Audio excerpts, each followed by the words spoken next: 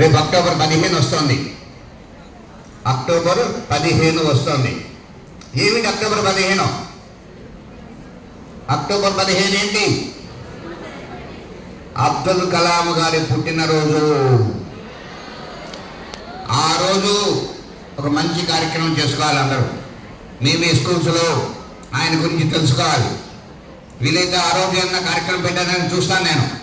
ఆ రోజు వీలైతే ఆ ట్యాంకుని తీసుకుని వచ్చేదాన్ని చూస్తాం. ఆ రోజు ఇక్కడ నేను హైదరాబాద్లో ఒక పెద్ద ప్రోగ్రాం పెడుతున్నాం 10,000 మంది విద్యార్థులతో. ఆయన జయంతి సందర్భంగా అబ్దుల్ కలాం గారిని స్మరించుకునేందుకోసం ఎవరిని తీసుకుని వస్తున్నామో తెలుసా? ఈ మధ్యనే భారతదేశం నుంచి స్పేస్కి వెళ్ళాడు ఒక ఆయన. ఎవరు? ఈ మధ్యనే భారతదేశం నుంచి స్పేస్కి వెళ్ళి అంతరిక్ష యానం చేసి వచ్చారు కదా. ఎవరైనా ఎవరైనా ఒక్కరినే చెప్పాలి. ఎవరు? శుభాంశు శుక్ల, గ్రూప్ కెప్టెన్ శుభాంశు శుక్ల వస్తున్నారు హైదరాబాద్కి అక్టోబర్ 15వ తారీఖు.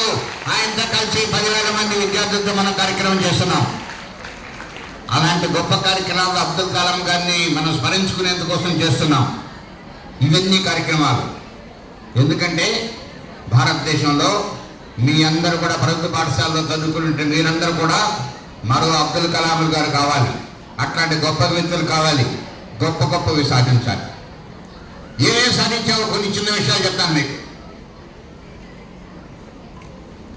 ఈరోజు ప్రపంచంలో నేను ఇప్పుడే చెప్పాను మీకు, బ్రహ్మోస్ లాంటి క్షిపణి భారతదేశం ప్రపంచంలో ఇంకే దేశం దగ్గర లేదు. భారతదేశం ఒక్క దగ్గర మాత్రమే ఉంది.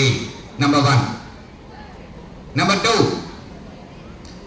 మనం తయారు చేసినటువంటి రకరకాల క్షిపణులు ప్రపంచంలో మనల్ని 5వ దేశంగా 6వ దేశంగా నిలబెట్టాయి.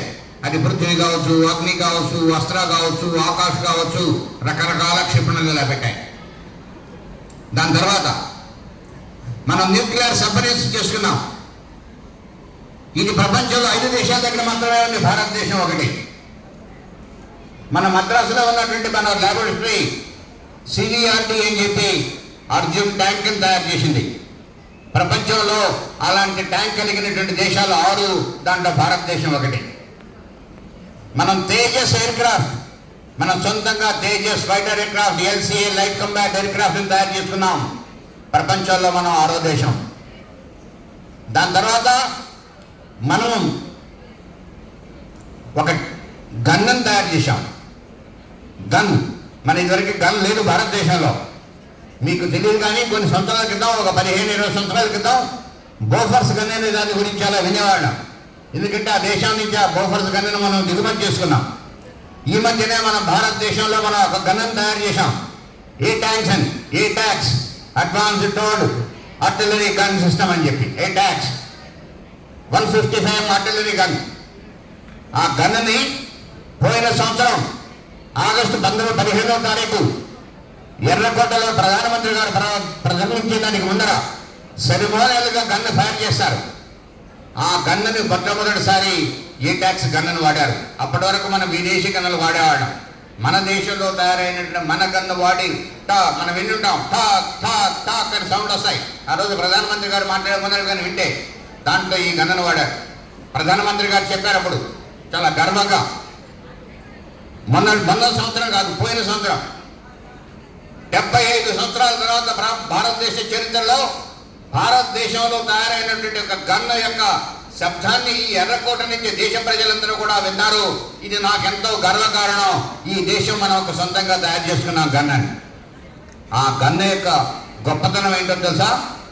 ఆ గన్ను ఫైర్ చేస్తే ఆ షెల్ పోతుంది కదా, ధ్వంసం చేసేటువంటి షెల్, ఆ బాంబు లాంటిది వెళుతుంది కదా, అది ఎంత దూరం వెళుతుందంటే ప్రపంచంలో ఇంకా మరే ఏ ఇతర దేశం దగ్గర కూడా ఇట్లాంటి గన్ను లేదు. అంత దూరం మన గన్ను యొక్క షెల్ వెళ్ళగలదు. ఇంక ఏ గన్ను వెళ్ళలేదు, మన ఒక్క గన్ను మాత్రం వెళ్ళగలదు. అంటే ప్రపంచంలో నెంబర్ 1 గాయాలని గన్నునే భారతదేశం తయారు చేసింది. ఇది ఒక గొప్ప విషయం. అట్లనే జలాంతర్గమలు అంటారు కదా, సబ్మెరీన్స్, జలాంతర్గమలు, అవి భూమి కింద ఉంటాయి. ఆ జలాంతర్గల్ని మనం తయారు చేసుకున్నాం. అయితే అవి నీళ్లలోనే ఎక్కువ రోజులు ఉండాలి అంటే దానికి ఒక రకమైనటువంటి కొత్త టెక్నాలజీ కావాలి. ఎయిర్ ఇండిపెండెంట్ ప్రపల్షన్ అంటారు. అట్లాంటి టెక్నాలజీ ప్రపంచంలో ఒక జర్మనీ దగ్గర మాత్రమే ఉంది.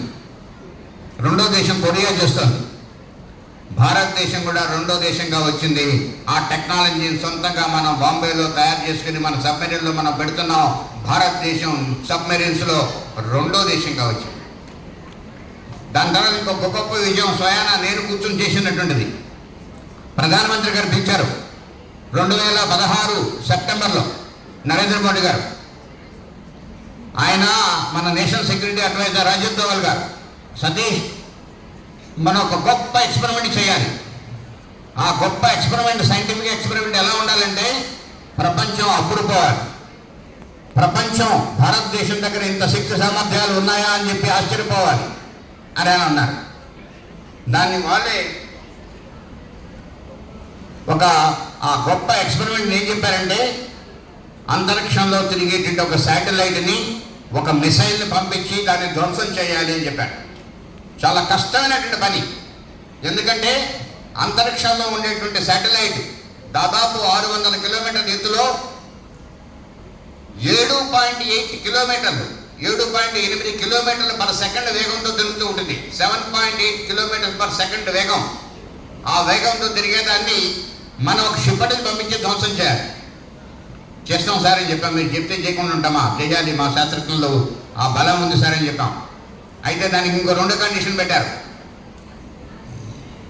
ఇది 2 సంవత్సరాల్లోనే చేయాలి అన్నారు. ప్రపంచంలో ఎవరు 5-6 సంవత్సరాల లోపల ఇట్లాంటి పనిని చేయలేదు. అప్పటి వరకు రష్యా, అమెరికా, చైనా మాత్రమే ఇలాంటి ఎక్స్పెరిమెంట్ చేశాయి. మీరు 2 సంవత్సరాల్లో చేయాలి అన్నారు. చేస్తాం సార్ అని చెప్పాం. అది అయిన తర్వాత 3వ విషయం చెప్పిందంటే మన ముగ్గురికి తప్పితే ఇంకెవరికి తెలియకూడదు ఎట్లాంటి చేస్తున్నాం అని చెప్పారు. మన ముగ్గురికి మాత్రమే తెలియాలి, ఇంకెవరికి తెలియకూడదని చెప్పారు. ఈ రకంగా అట్లాంటి కాన్ఫిడెన్స్ని భారత శాస్త్రజ్ఞుల మీద మన ప్రధానమంత్రి గారు ఉండి వారి మీద ఈ కాన్ఫిడెన్స్ పెట్టి ఇది చేయండి అన్నారు. రాత్రింబగళ్ళు పనిచేశాం. ఎంతకంటే ఇక్కడ ఉండే అందరూ అధికారులు కూడా తెలియాలి. ప్రతిరోజు నేను దానికి సంబంధించినటువంటి రివ్యూ మీటింగ్ తీసుకునేవాడిని. ఎప్పుడు తీసుకునేవాడిని తెలుసా? రాత్రి 1 గంట నుంచి 2 గంటల మధ్యలో రివ్యూ తీసుకునేవాళ్ళం. ప్రతిరోజు రాత్రి 1 గంట నుంచి 2 గంటల మధ్యలో రివ్యూ తీసుకుని పనిచేశాం. 2019 మార్చి 28 మనం ఒక క్షిపణిని ప్రయోగించాం.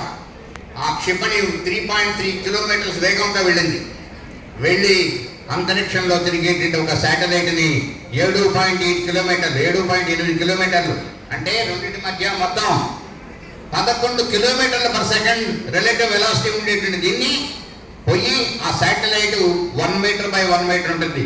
అంతరిక్షం మొత్తంలో కూడా 1 మీటర్ బై 1 మీటర్ ఉంటే ఆ 1 మీటర్ బై 1 మీటర్ సెంటర్కి 3 సెంటీమీటర్ల దూరంలో పోయి కొట్టి ప్రపంచాన్ని అబ్బురుపరిచింది.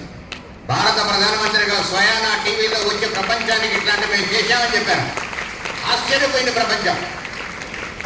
అమెరికా లాంటి వాళ్ళు, కొన్ని దేశాల వాళ్ళు దీనివల్ల ఆకాశంలో డెబ్రీస్ వస్తాయేమో, ఆకాశంలో చాలా రకరకాల ఈ పేలుడులు వస్తాయేమో అన్నారు. మనం చెప్పాం మేము చేసిన ఎక్స్పెరిమెంటాలు ఎక్కువ కావు, అవన్నీ తొందరగా పడిపోతాయి, వాటి వల్ల ఏ రకమైన లేకుండా ఇబ్బంది లేకుండా చాలా జాగ్రత్తలు తీసుకుని చేశామని చెప్పాం. ప్రపంచం ఎవరో మాట్లాడలేదు. ఈరోజు పరిస్థితి ఏంటో తెలుసా? మనం అప్పుడు చేసిన ఎక్స్పెరిమెంట్ వల్ల ఆకాశంలో ఉన్నటువంటి దీంట్లో ఒక్క డెబ్రీ కూడా లేదు భారతదేశం చేసిన దానివల్ల. అయితే చైనా అంతకుముందు చేసింది. ఆ చైనా చేసినటువంటి ఎక్స్పెరిమెంట్ పరీక్ష వల్ల ఉన్నటువంటి అంతరిక్షంలో ఉన్నటువంటి డెబ్రీస్ కొన్ని వేల డెబ్రీస్ ఉన్నాయి. ఇప్పటికి కూడా కొన్ని వేల డెబ్రీస్ ఉన్నాయి. కానీ భారతదేశం చేసిన ఒక ఎక్స్పెరిమెంట్ వల్ల ఒక్కటి కూడా లేదు. ఇంతటి గొప్ప శక్తి సామర్థ్యాలు భారతదేశంలో ఉన్నాయి. ఇట్లాంటి గొప్ప వాళ్ళు ఉన్నారు కాబట్టి మనం ఏమైనా సాధించగలం, ఏదైనా ఏం సాధించగలం. ముఖ్యంగా మన చిన్న పిల్లల యువత గొప్ప గొప్ప విజయాలు సాధిస్తున్నారు. మీకు చిన్న 1-2 ఉదాహరణ చెప్తాను. మేమేదో చిన్న పాఠశాలలో చదువుకుంటున్నాం, లేకుంటే చిన్న టౌన్లో ఉన్నాం, చిన్న పల్లెల నుంచి వచ్చాం, మేమేం చేస్తామని కాదు. మేము ఇంకా చిన్నపిల్లలం, ఇలా ఆలోచించదు. మీకు ఇద్దరు గురించి వదిలేస్తాను, ముగ్గురు గురించి వదిలేస్తాను. సుహాస్ గోపీనాథ్ అని ఒక అబ్బాయి ఉంటాడు బెంగళూరులో. సుహాస్ గోపీనాథ్. ఆ అబ్బాయి మీ వయసులో, కరెక్ట్గా మీ వయసులో 14వ సంవత్సరంలో ఒక కంపెనీని ఓపెన్ చేశాడు. చాలా చిన్న కుటుంబం నుంచి వచ్చాడు. వాళ్ళ అమ్మ, నీకెందుకురా కంపెనీలు ఎందుకు, శుద్ధంగా పోయి చదువుకోకుండా చదువుకో అని చెప్పి రోజు దెబ్బలేసేది. లేదమ్మా నేను కంపెనీ పెట్టాలని చెప్పి ఒక చిన్న రూమ్లో ఇంకొక అతనితో కలిసి ఆయన సగం ఈయన సగం తీసుకుని కంపెనీ పెట్టాడు. ఎంత విజయం సాధించాడంటే కరెక్ట్గా అబ్బాయికి 19వ సంవత్సరం వయసు వచ్చేప్పటికీ 14లో కంపెనీ పెట్టాడు. 19వ సంవత్సరం వచ్చేప్పటికీ ఆ కంపెనీ ఫార్చ్యూన్ 500 కంపెనీస్లో ఒకటైంది. ఫార్చ్యూన్ 500 కంపెనీలో ఒకటైంది. ఈరోజు గ్లోబల్స్ అని ఒక పెద్ద కంపెనీ సైబర్ సెక్యూరిటీ మీద పనిచేస్తూ దేశంలో కావాల్సినటువంటి మన మొత్తానికి సైన్యానికి లేకపోతే సెక్యూరిటీ వాళ్ళకి కావాల్సినటువంటి సైబర్ సెక్యూరిటీకి సంబంధించినన్ని కూడా తయారు చేస్తుంటాడు. రెండోది, వింటున్నారా? వీళ్ళని చూస్తున్నారా? వచ్చేవాళ్ళని వింటున్నారా? నా దగ్గరికి 2013లో ఒక అబ్బాయి బీటెక్ 2వ సంవత్సరం చదువు వచ్చాడు. సార్ నాకు ప్రాజెక్ట్ అండి చేస్తానని చెప్పి ఆ అబ్బాయికి ఒక డ్రోన్ ప్రాజెక్ట్కి 5 లక్షల రూపాయల ప్రాజెక్ట్ ఇచ్చాను నేను. ఆ అబ్బాయి 6 నెలల లోపల డ్రోన్ చేసి చూపించాడు, 60 కిలోమీటర్లు వెళ్ళేటువంటి డ్రోన్. దాని తర్వాత మళ్ళా వచ్చి సార్ అంతరిక్షంలో ప్రయాణించేటువంటి శాటిలైట్స్ కావాల్సిన ప్రొపల్షన్ టెక్నాలజీ చేసే టెక్నాలజీ నా దగ్గర ఉంది, నాకు కానీ మీరు ప్రాజెక్ట్ ఇప్పిస్తే ఇస్రోతో మాట్లాడి నేను ఆ ప్రాజెక్ట్ చేస్తాను అన్నాను. నేను అప్పుడు ఉన్నటువంటి ఇస్రో చైర్మన్ కిరణ్ కుమార్ గారితో మాట్లాడి చూడండి అంటే వాడు మొత్తం స్టడీ చేశాడు. 2 కోట్ల రూపాయల ప్రాజెక్ట్ ఇచ్చారు ఆ పిల్లవాడికి. 2 కోట్ల రూపాయలు 2 సంవత్సరాల్లో దాన్ని విజయవంతంగా చూపించాడు. ఇప్పుడు ఆ శాటిలైట్ కావాల్సిన కొత్త technology, green propulsion, electric propulsion, plasma based propulsion Indian institute of science బెంగళూరులో చేస్తున్నారు. ఆ కంపెనీ పేరు బెలాట్రిక్స్. ఆ కంపెనీ యొక్క వాల్యుయేషన్ ఏంటో తెలుసా? ప్రపంచం అంతా వచ్చి గుర్తించింది. ఆ కంపెనీ యొక్క వాల్యుయేషన్ ఈరోజు దాదాపు 600-700 కోట్ల రూపాయలు ఉంది. 600-700 కోట్ల రూపాయలు ఒక చిన్న పిల్లవాడు. ఇది విషయం. మూడో ఎగ్జాంపుల్ చెప్తా అన్న. మా డిఆర్డిఓలో ఒక చిన్న ఎంప్లాయీ కొడుకు అనిరుద్ధ్ అని. ఆ పిల్లాడు ఇంకొక పిల్లాడితో కలిసి దిగంతర అని చెప్పి ఒక స్పేస్ స్టార్టప్ని పెట్టారు. స్టార్టప్ అంటే ఎక్కువగా చిన్నపిల్లలు పెట్టేటువంటి దాన్నే స్టార్టప్ అంటారు. 22, 23, 24 సంవత్సరాల కాదు స్టార్ట్ చేశారు. స్పేస్ నుంచి స్పేస్లో జరిగేటివన్నీ కూడా అబ్జర్వ్ చేసేటువంటి వాడు. దానికి మొట్టమొదటి కాంట్రాక్ట్ ఎవరు ఇచ్చారో తెలుసా? అమెరికా యొక్క ఎయిర్ ఫోర్స్ ఇచ్చిన కాంట్రాక్ట్ ఆ పిల్లవాడికి. ఆ పిల్లవాడు ఎప్పుడు జపాన్, అమెరికాలో తిరుగుతుంటాడు. ఇప్పుడు కింద 26 సంవత్సరాలు ఆ పిల్లవాడికి. చిన్నవాడు, వాళ్ళ చిన్న ఫ్యామిలీ నుంచి వచ్చాడు. మా దగ్గర ఒక చిన్న ఎంప్లాయీ కొడుకు. మన రిలయన్స్ అధినేత ముఖేష్ అంబానీ దగ్గరికి పోయాడు. ఆయనకి చెప్పాడు ఇట్లాంటి వర్క్ చేస్తున్నామని చెప్పి.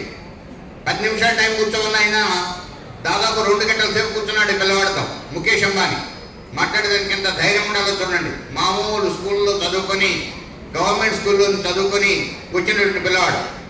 ముఖేష్ అంబానీ ఎంత ఇంప్రెస్ అయిపోయాడంటే ఇంత గొప్ప టెక్నాలజీ చేస్తున్నారు వీళ్ళని చెప్పి ఈ కంపెనీలో 300 కోట్ల రూపాయలు పెట్టుబడి పెట్టాడు. ఈ అబ్బాయి కంపెనీలో 300 కోట్ల రూపాయలు.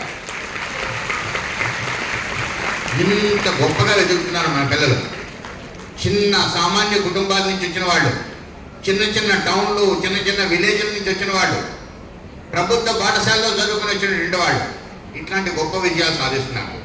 మనం కూడా నెల్లూరు మున్సిపల్ స్కూల్స్లోనూ గవర్నమెంట్ పాఠశాలలో చదువుకొని వచ్చిన మీరందరూ కూడా అట్లాంటి గొప్పవాడు కావాలి. దాన్ని లక్ష్యం పెట్టుకోవాలి. ఒక గొప్ప లక్ష్యం. థింక్ బిగ్ అనేవాళ్ళు అబ్దుల్ కలాం గారు. గొప్పగా ఆలోచించాలి. నేను గొప్ప శాస్త్రవేత్తను కావాలి, గొప్ప డాక్టర్ని కావాలి, గొప్ప ఇంజనీర్ కావాలి, గొప్ప సైంటిస్ట్ని కావాలి, ఇట్లాంటి ఏదో ఆలోచించాలి. గొప్ప లాయర్ని కావాలి, గొప్ప జడ్జిని కావాలి, గొప్ప అధికారిని కావాలి, ఏదో ఒకటి.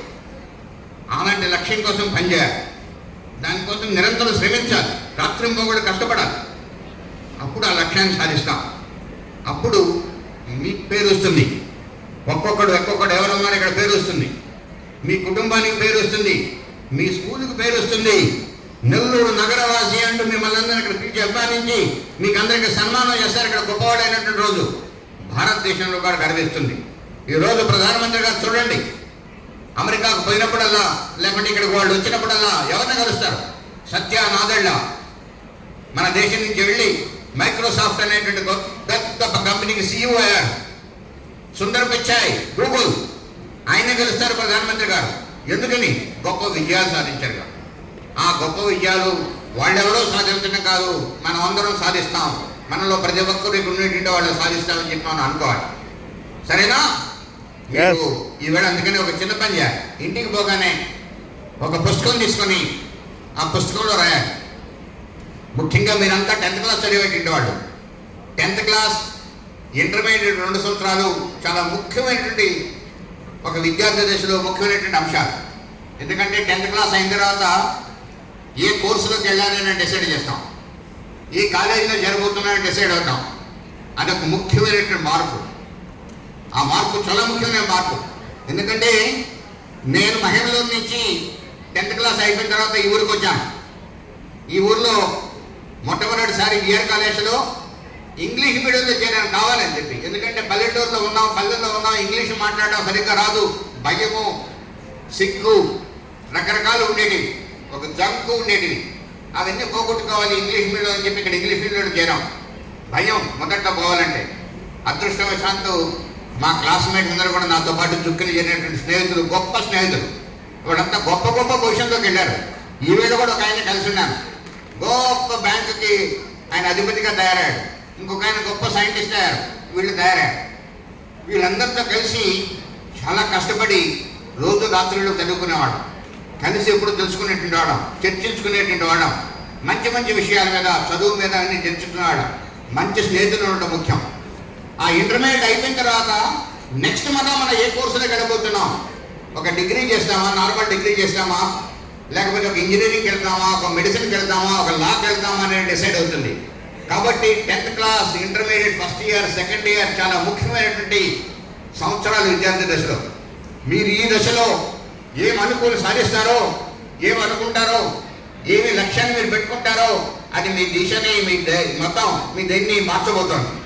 కాబట్టి ఈరోజు ఇంటికి వెళ్ళి ఒక నోట్బుక్ తెరిచి నోట్బుక్లో రాయాలి, నేను ఇది సాధిద్దాం అనుకుంటున్నాను, నేను ఇది అవుదాం అనుకుంటున్నాను అని రాసి పెట్టుకొని మీ క్లాస్ టీచర్కి అవి చూపించాలి.